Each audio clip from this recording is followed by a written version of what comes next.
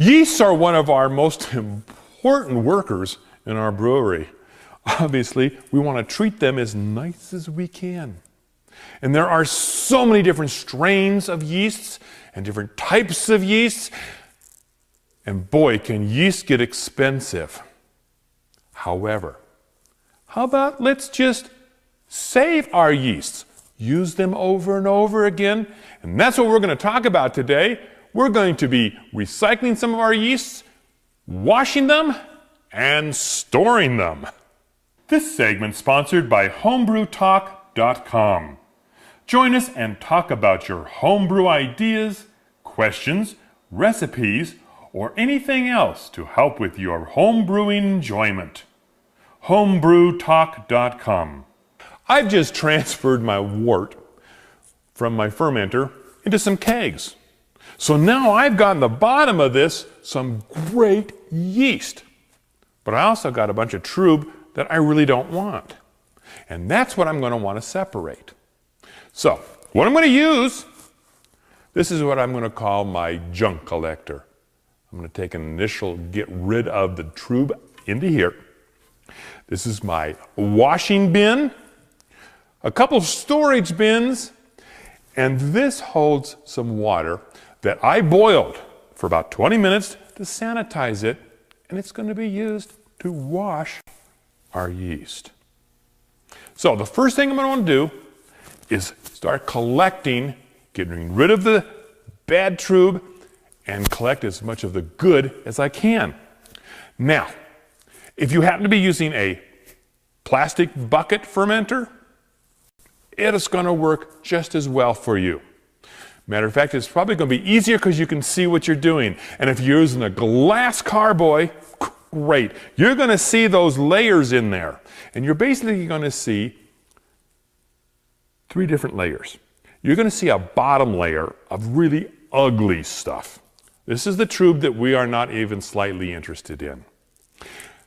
Then we're going to see this lovely creamy layer. This is our great yeast, and this is what we want to recycle. Finally, sitting on top of that's going to be a little leftover beer. So when we decant it out of those containers into our bucket, we want to be very careful to try and not get any of that old trub that we don't want to use. With my conical fermenter, I'm able to go to the bottom, get the crap out, and start with the good stuff. First thing we're going to do is we want to get rid of some of that old trub that's in here that we do not want. There it comes. This has got some of the parts that we couldn't possibly want. Dead cells, some hops and other stuff. And you'll notice it starts to flow a little bit better, but we still just got the uglies. There we come. So now we're going to get rid of that. Now we're going to capture some of that good yeast. You can see how it flows. Till we get a little bit of that beer flowing out with it. So, to the yeast collected, I'm going to add some of this sanitized water.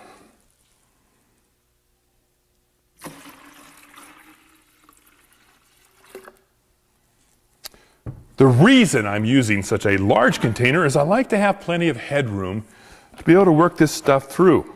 Because basically, it's time to do a little washing of the yeast. And that's what we're doing. So what's happening? Well, I'm breaking up all the clumps. And now I'm just going to let this sit for probably an hour, and it'll start to separate. As you can see, we've allowed this now to settle down, and it's broken down into layers. You can certainly see now the distinct layers. Look at this dark layer down here. This is a little bit of leftover trub that we didn't get out, but that's what we washed out. We don't want that. Then we've got this beautiful layer of yeast, and of course, we've got some old beer up here. I want to very carefully decant some of this liquid off of my yeast. I don't have room for all this liquid in my bottles, so I'm going to very carefully decant it. Now, we don't want to be moving this in much because we want to keep the layers basically separated. So let's do a little decanting of our liquid. So very carefully, I'm going to eliminate some of that liquid by decanting it into my jug container.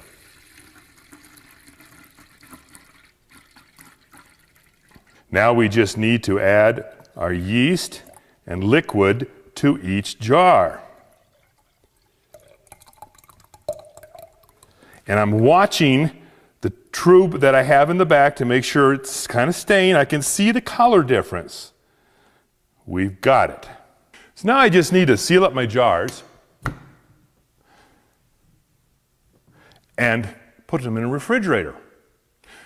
What I'm going to do also is I'm going to put a nice little label on there. It's going to tell me date that I harvested them and what yeast species this is. I want to know what it was so that I have a whole collection of different yeasts for different styles of beers. I know which to go to. One thing we will be always doing, next brew day, we will have taken this yeast and we will have added it into our flask and made a good yeast starter. Yeast starters are just important all the time. But as you can see right now, I could do 2 complete batches with just the 2 jars. And I've got plenty of yeast in both of them now. So this is a great way if you find yeast that you really love the flavors and what it adds to your beer and you want to save it and use it over and over again. How wonderful. If what you're really after is just to save a few dollars, because, boy, this yeast can get expensive. Great way to save money. Plus, you really are being a brewer, aren't you?